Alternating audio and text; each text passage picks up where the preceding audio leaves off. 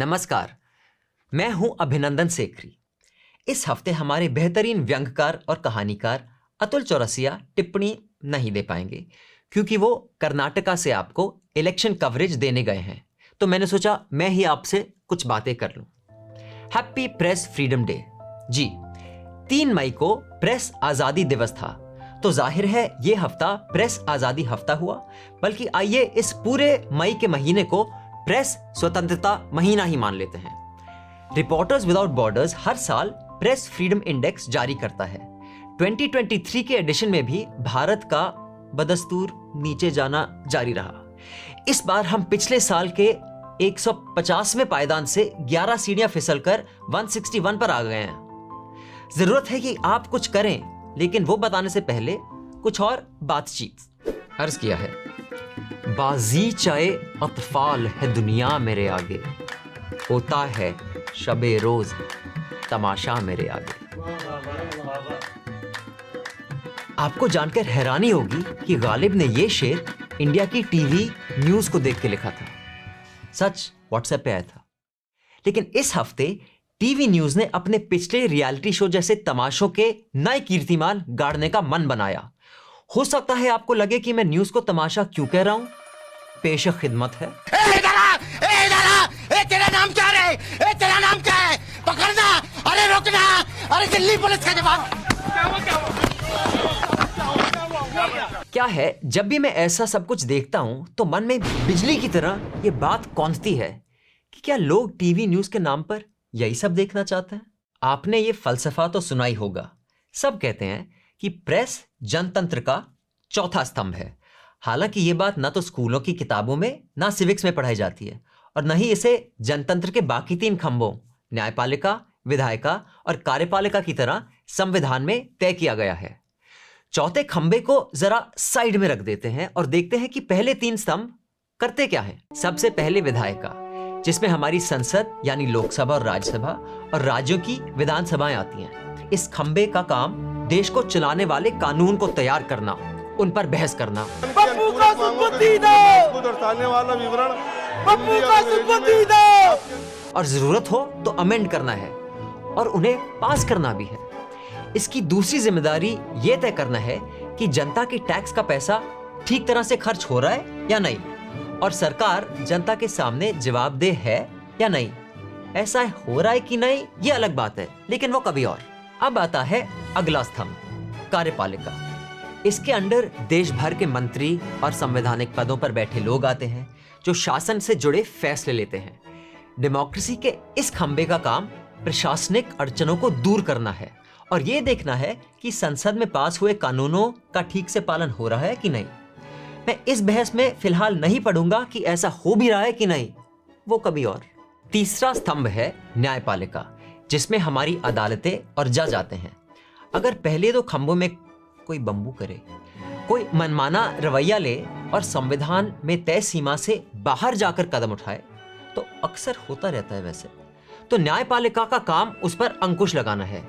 यह तय करना है कि सिस्टम सबसे एक सा बर्ताव करे और सबको न्याय मिले। ऐसा भी हो रहा है या नहीं, वो कभी और ये सब एक साथ काम कैसे करते हैं। आदर्श रूप से विधायिका जनता के हित के कानून बनाती है, कार्यपालिका उनको निष्पक्ष और समान रूप से लागू करती है। भूले मत, मैंने कहा आदर्श रूप से। और कानूनों का पालन न होने पर न्यायपालिका सत्ता पर चेक और बैलेंस बना के रखती है, या सादी भाषा में कहें तो लगाम लगाती है। सभी के लिए न्याय करने की कोशिश करती है। इन 3 में संतुलन रहे तो कोई एक जनता पर हावी नहीं हो सकता, क्योंकि यह पूरा ढांचा हमारे लिए काम करने के लिए बना है। हम इस ढांचे के लिए काम करने के लिए नहीं बने हैं। अब इन 3 खंभों के तंबू में प्रेस का बंबू कहां से आ जाता है? यह कहां का खंभा है? यह शो इस बारे में है। ऐसा क्या है जो पत्रकारिता को डेमोक्रेसी का चौथा स्तंभ बनाती है? वजह बड़ी साफ है। किसी भी जनतंत्र में जनता की ही आवाज, सक्रियता, वोटिंग और मांग तय करती है कि बाकी के 3 खंभे कितनी निष्ठा से काम करेंगे। आखिर जनता ही विधायिका को चुनती है, जो फिर कार्यपालिका का चयन करती है, जो न्यायपालिका के साथ तालमेल बनाकर हमारे हित में कानून बनाती है। कम से कम होना तो ऐसा चाहिए। अब लोग किसे और कैसे चुनेंगे ये इस पर डिपेंड करता है कि उनके पास कितनी जानकारी है। जो जानकारी उनके पास है वो कितनी सही है और कहां से आई है। और ये जानकारी देता कौन है? सरकारी विज्ञापन? पब्लिक इंटरेस्ट जर्नलिज्म, ऐसा मीडिया जो बाकी के खंभों से बिना डरे सवाल कर सके। क्योंकि अगर आप एड्स को देखें तो आपको ये वाला याद है? वाह, कितना सुंदर पार्क। गेस करो किसने बनाया है? क्या ये भी आपने बनाया? ये भी हमने टैक्सेस से बनाया। पापा, इतना भद्दा एड किसने बनाया? हमने बेटा, टैक्सेस देके। ओह, जिसने भारत निर्माण एड। हाँ बेटा, सी द ब्यूटी। हर साल सरकार हमारे हजारों करोड़ रुपए लेके एड्स बनाती है और टीवी पे डालती है ना वंडरफुल? क्या आपके पापा भी इतने बुद्धू हैं?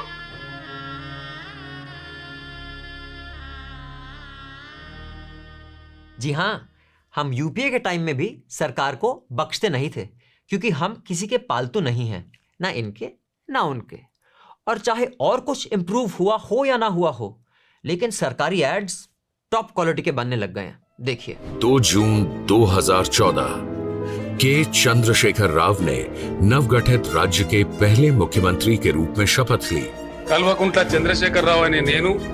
इसके साथ ही उन्होंने तेलंगाना के लोगों के लिए एक नई पहचान, एक नई आशा और एक नया सवेरा लाने के अपने वादे को पूरा कर दिखाया। ನನ್ನ ವೋಟು ಭೇದ ಭಾವ ಇಲ್ಲದ ಬಿಜೆಪಿಗೆ, ಮೋದಿ ಅವರ ಡಬಲ್ ಎಂಜಿನ್ ಸರ್ಕಾರಕ್ಕೆ। ಈ ಬಾರಿಯ ನಿರ್ಧಾರ ಬಹುಮತ ಬಿಜೆಪಿ ಸರ್ಕಾರ, ಕರ್ನಾಟಕದ ಅಭಿವೃದ್ಧಿಯ ಸಾಕಾರ।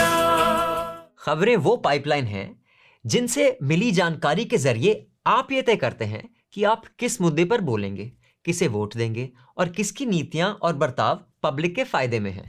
बेसिकली कौन जनता को दे रहा है और कौन जनता की ले रहा है। और अगर ये पाइपलाइन खराब हो जाती है तो इस जनतंत्र का हर खंभा खोखला होने लगेगा। खबरें, जनतंत्र का ये चौथा खंभा ही ये तय करता है कि बाकी के स्तंभ कैसे रहेंगे। न्यूज मीडिया को सत्ता से सच बोलने की हिम्मत रखनी चाहिए, नहीं तो काहे का चौथा स्तंभ। अब न्यूज मीडिया भी ऐसा कर रहा है या नहीं, वो कभी नहीं, वो आज हम बताते हैं। पिछले हफ्ते छत्तीसगढ़ के दंतेवाड़ा जिले में 10 सुरक्षा बल के जवान और उनकी गाड़ी के ड्राइवर की माओवादियों ने हत्या कर दी। दिल्ली में जंतर मंतर पर भारत के पहलवान भारतीय कुश्ती संघ के अध्यक्ष बृजभूषण सिंह के खिलाफ धरने पे बैठे हैं। आरोप गंभीर हैं, लेकिन ऐसे मुद्दों पर सरकार से मुश्किल सवाल पूछने के बजाय ये तमाशा हो रहा था।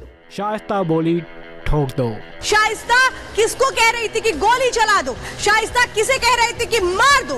शाइस्ता की आंखें गुस्से में लाल थी, वो पैर पटक रही थी, झटपटा रही थी और कह रही थी मैं इसका नाम नहीं सुनना चाहती हूँ। शाइस्ता का ऑपरेशन जानू। उमेश पाल हत्याकांड को लेकर एक बड़ी खबर है हमारे पास और नाम जो दिया गया था उमेश पाल मर्डर की, जो पूरा ऑपरेशन था उसको नाम दिया गया था ऑपरेशन जानू। डॉन की तांत्रिक गर्लफ्रेंड। हमारे सूत्र बता रहे हैं कि शाइस्ता को सेफ पैसेज देने के लिए काम किया वहां की मस्जिद ने और बुर्का पहनी महिलाओं ने। उलझी अतीक की मर्डर मिस्ट्री, सामने आई मैडम मिस्ट्री। गुड्डू मुस्लिम की 3 गर्लफ्रेंड ने खोले 30 राज। प्रजातंत्र में मीडिया की जिम्मेदारी है उनकी आवाज बनना जो खुद अपने लिए आवाज नहीं उठा सकते, बोलने की आजादी का चौकीदार बने रहना, सत्ता से सच बोलने की हिम्मत रखना। लेकिन आज इस चौथे खंबे के पत्थर ही इसकी नींव पर चोट कर रहे हैं। सरकार से उनके एक सांसद पर लगे गंभीर आरोपों पर सवाल पूछने के बजाय उनका रवैया था सवाल, वो भी सरकार से। होश में तो। लेकिन जिस वक्त ये सारे डेवलपमेंट हुए उसी दौरान पहलवानों का ये प्रोटेस्ट सियासत के अखाड़े में कन्वर्ट होता दिखाई दिया। अचानक कई नेता धरने के सपोर्ट में पहुंच गए।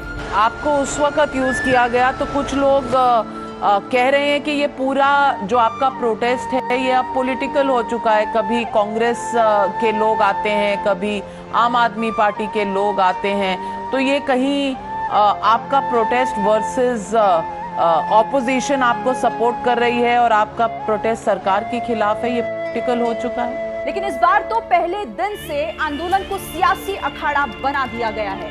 एंटी बीजेपी एजेंडा प्रमोट करने का उसे मंच दिखाया जा रहा है। लेकिन पहलवानों के धरने में धरने को राजनीति का अखाड़ा बनाने वाले क्या वाकई खिलाड़ियों के दुख दर्द के साथ खड़े हैं, या फिर उन्हें इस विरोध प्रदर्शन के बहाने अपनी राजनीतिक रोटियां सेकनी है? राजनीति ना करे? क्यों भाई? क्या वो केवल न्यूज वालों के हिस्से का काम है? ये जुमला बहुत पुराना हो गया है बंधुवर। पूरा प्रशासन राजनीति ही तो है, नहीं तो ये नेता खेल संघों में क्यों घुसे हुए हैं? आप जैसे महानुभाव अपने सतरंगी तमाशों में नेताओं को क्यों बुलाते हैं?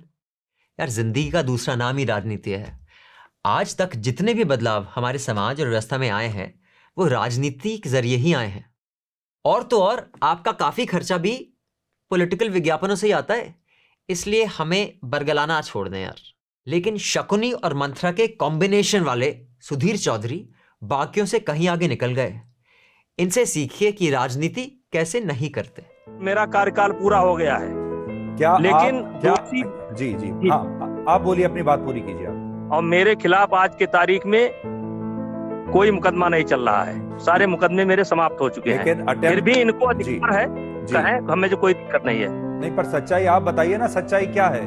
क्या सच्चाई है? हम तो बता चुके कल आपने, सुधीर जी हम तो सच्चाई बता चुके, और सवाल यही उठाएंगे, गारंटी है ये सवाल उठाएंगे, क्योंकि ये राजनीति से प्रेरित है, इनके पीछे बड़े बड़े लोग हैं। सच्चाई ये है कि ये सारे विपक्षी नेता इन खिलाड़ियों का अपनी राजनीति के लिए इस्तेमाल कर रहे हैं और खिलाड़ियों को ये बात समझ में नहीं आ रही। टीम किसी भी प्रांत की हो, खिलाड़ी हरियाणा का होता था, मैंने उसमें सुधार किया। मेरी बात को फिर से ध्यान से सुनिए जी, और देखिए, आप भी ध्यान से बताइएगा, पूरा देश इस समय आपको सुन रहा है। आप भी ध्यान से बताइएगा, पूरा देश इस समय आपको सुन रहा है। अरे यार सुधीर दोस्त, तुम तो बृजभूषण को ऐसे पलकों पर बिठा रहे हो जैसे सारे गोल्ड मेडल यही जीत कर लाए हैं। एक आधा मुश्किल सवाल भी पूछ लेते यार। जितना इनके जीत में हमारा योगदान है, उतना योगदान देश में किसी का नहीं है, उतना योगदान किसी का नहीं। जितना इनके जीत में, इनको पहलवान बनाने में मेरा योगदान है, उतना किसी का योगदान नहीं है। क्या बात है सुधीर जी, जिसका इंटरव्यू ले रहे हो उसके साथ अखाड़े में उतरने के बजाय गले लगा लिया। जी हाँ, आप बोलिए, अपनी बात पूरी कीजिए आप। मीडिया का काम सत्ता में बैठे लोगों की जवाबदेही तय करना है, उनकी गोदी में चढ़कर गोदी मीडिया बन जाना नहीं। लेकिन एंकर और रिपोर्टर क्या करें जब मालिक का बर्ताव ऐसा है? मीडिया आपके सरकार से बड़ी परेशान है। आपकी सरकार की से कोई जानकारी लीक नहीं होती जैसे पहले सरकारों से होती थी। किसी को पता नहीं होता कि कौन आपका प्रेसिडेंशियल कैंडिडेट बनेगा। रीशफल का तो भूल ही जाओ, और राज्य में कौन बनेगा मुख्यमंत्री जब मौका आता है, कोई खबर नहीं। अमित भाई ने गृह मंत्री होने के नाते भारत को एक घर की तरह संभाला है। Honorable Prime Minister, your vision of an India that will engage with the world from a position of strength and confidence is becoming clearer by the day, thanks to the manner in which our Prime Minister has combined Gati and Shakti. The Prime Minister is charm central when you see him in person. It's almost as a light bulb is glowing inside of him. I don't know what he does, but he looks better each time. लेकिन तमाशों के सरताज ने इन बेचारों को दिखा दिया कि बेटा sit down, मैं दिखाता हूँ जी हुजूरी कैसे करते हैं। प्रधानमंत्री जी, I want to say from this stage today to you personally, we believe in you, we believe in your vision and we believe in your leadership. जैसे प्रधानमंत्री जी आपने दिशा दिखाई है, हम भी इसी दिशा में हमारा प्रयास कर रहे हैं। Since the day that you have taken over as Prime Minister of India, I have seen the conviction in you. If you remember, Prime Minister, I had the unique opportunity and honor of having the last interview with you. Thank you for gracing the occasion and giving us the opportunity to host you. Pradhan Mantri, thank you. Thank you. बाकी मालिक लोग अर्नब से सीखो कि 100% unadulterated जी हुजूरी कैसे की जाती है और अपनी तनख्वाह से 50 रुपए काटो ओवर एक्टिंग के। जब मालिक ऐसे हैं, एंकर ऐसे हैं, तो सत्ता का सही डिसीजन लेने की जानकारी मिलेगी कहां से आपको? अगर आपको कोई चीज खरीदनी हो और आपको उस चीज के बारे में सारी जानकारी उस प्रोडक्ट का एड ही दे, तो आप सही डिसीजन कैसे लेंगे? और जब न्यूज पर आप खबरों और एड्स में डिफरेंस नहीं देख पाए, तो आपकी क्या जानकारी और क्या डिसीजन? इसीलिए जब प्रेस या फोर्थ पिलर ऑफ डेमोक्रेसी सड़ जाता है, तो बाकियों को सड़ने में टाइम नहीं लगता। आप वर्ल्ड हिस्ट्री देख लो, वो देश जहां डेमोक्रेसी या जनतंत्र सड़ चुका है, उन सब में एक चीज कॉमन है। सबसे पहले वहां मीडिया सड़ा। नफरत और दुश्मनी फैलाने में पहला कोलैबोरेशन उनका था। Spain, Germany, Russia, Serbia, Rwanda, Uganda. लेकिन हम फुल सड़ने से कितना दूर हैं, वो आप तय कीजिए। फिलहाल एड से भारी न्यूज आपको क्या क्या तमाशे दिखा रही है, उसकी एक झलक। तेरा नाम क्या है? तेरा नाम क्या है? पकड़ना, अरे रोकना, अरे दिल्ली पुलिस का जवान। रोक, इधर इसको पकड़ो, इसको पकड़ घूम रहा, ये भाग रहा, पकड़ इसको,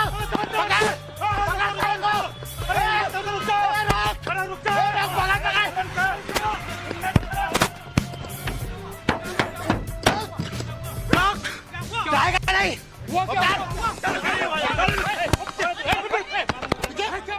इसीलिए जब हमने 11 साल पहले न्यूज लॉन्ड्री शुरू किया था, हमने ये फैसला लिया था कि हम एड से नहीं चलेंगे, ना सरकारी एड्स और ना बड़े बड़े इंडस्ट्रियलिस्ट के एड। हम चलेंगे सिर्फ आपके खर्चे से, जनता का हित, जनता का पैसा। इसलिए हम कभी भी आपसे न्यूज लॉन्ड्री के लिए समर्थन मांगते हुए थकते नहीं, ना ही हिचकिचाते हैं।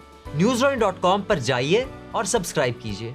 आपको हमारी वेबसाइट पर एक प्रेस फ्रीडम फंड भी दिखेगा।